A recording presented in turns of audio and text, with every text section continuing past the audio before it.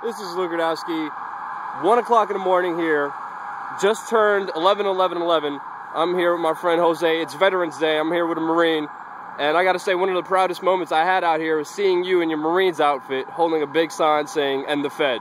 And it's awesome seeing that because a lot of times we're being told that there's socialists and communists and this is an Obama re-election campaign down here in Occupy Wall Street. Yeah. Is that true, Jose? No, it's absolutely not true. There's plenty of people out here that we got our heads screwed on right.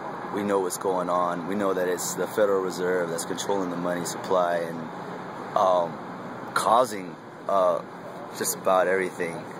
I mean, who controls the money controls the world. And right now it's a private banking corporation that basically everyone's paying their taxes to. The federal income tax is paid to the interest from the loans taken out from the Federal Reserve. And it's kind of ridiculous if you think about it. I mean, why is a private banking corporation the one in charge of our American dollars? Why is that bank getting paid interest for the loans that they give to our government and to banks? Exactly. What's the logic in that kind of a system? You know, I did a little research and I figured out that the colonies, they had the colonial scripts, and it was an interest-free type of currency that was being run. As soon as England got word of it, they were like, hell no, you're not going to do that. And they decided to have their central bank come and issue their currency with interest. And that was what really caused the Revolutionary War. So if people are just aware of that, the same exact system that caused the Revolutionary War is back again, I think that enlightenment would cause a lot more people to want to occupy Wall Street, figure out what's going on, because you know what? We know the truth here. Hold on one second. See, Mayor Bloomberg likes to complain about how there's too much sound, and that we're harming people's ears with the drum circle here. It's 1 o'clock in the morning right now. 1 o'clock in the morning. They're just making laps. And this is what the NYPD is doing with your tax dollars. But most importantly, just back to Jose over here. Back to Jose. Jose, you've been out here. You've been sleeping out here. I've seen you even at like 2 o'clock in the morning helping clean up and being a large part of this movement. What makes you want to be a part of Occupy Wall Street? Why are you out here? You know, at first, I wanted to be out here to protest. I thought it was a protest. Get that on Yeah, we pizza delivery. At first, I wanted to be out here to protest. Like, you know, I was aware of the Federal Reserve. I was aware of what was really going on in the wars, and that were wars for profit, not for any type of democracy to be set up. And so it was to protest. But now, like, after being here for a while, it's like, this is what everybody should be doing. I feel like I'm actually really defending the people. I feel like this is about America's sense of community being reawakened and everybody being responsible citizens. You know, a lot of the problems with government is that people have been ignorant. People have not been vigilant of their government and have not been holding their government accountable. Yeah, they don't rule with an iron fist anymore. They rule with deception and lies and disinformation. Exactly. And you know, but you know, I'm a little mythological in a sense that I believe that what the Mayans are talking about is coming true. This is the time of a great awakening. And a great shift, a great change. A great shift. Yeah, some people say apocalypse under the world. I really don't believe that either. Yeah. But I do believe there is going to be a change either in the direction of the very good or the very bad by 2012. Exactly. But it all depends on the people and what we do and what we go forward. I don't think it's going to happen at 2012, 12 exactly. But it's going to be a gradual change, definitely. And I like the model they got going here, the 99%, right? And then the 1%. And it really is that type of scenario where you have the few very strong, very, you know, rich people that are trying to control influence over the 99% through economics, pretty much, through money, controlling the money system and making profits. Yeah, I wouldn't even say it's 1%. I think it's even smaller than that. I think smaller. 0.0001%. the real people in charge, the real people who control the Federal Reserve, the real people who are behind the scenes manipulating and controlling our politicians. I mean, there's some few wealthy people that are just out there or lucky or fortunate with their businesses and worked hard for it. But I think the number is even smaller than 1%. And I think, I personally don't even like that 99 versus 1%. I think it's all of us that we need to change consciously to build a better future for ourselves. The change needs to happen within ourselves first. That's definitely true, man. Now you got arrested out here.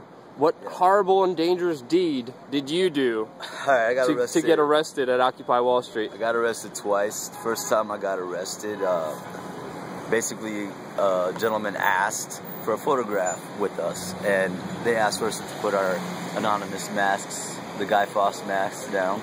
So it was me and two of my friends, all three of us, we put our Guy Fawkes masks down and took the picture. 2 seconds later, a white shirt captain officer and the police came over and started harassing us about our uniforms, because I had my veteran uniform at first. He didn't even mention the violation of the law at that point.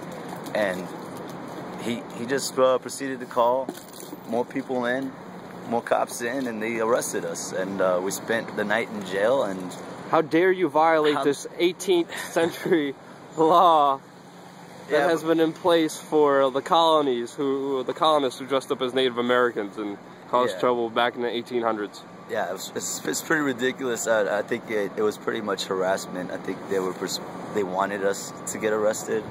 So I don't know, because they also pick on us just about every night about the sidewalk, right? Yeah. About occupying the sidewalk. Look at the streets out here today and how many people are out here. And they'll go to a crew just like that, a crowd just like that, small crowd, and they'll say that you have to back up closer to the tents, back up closer to the tents.